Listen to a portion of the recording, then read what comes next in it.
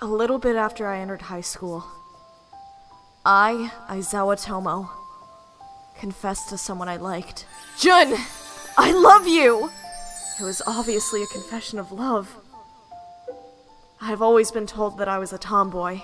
Well, even so, I'm still a girl. But this guy, my childhood friend, Kubota Junichiro. Come on, Tomo, what are you saying? This man... I love you too, bro. Yeah! Yeah... doesn't treat me like a girl at all!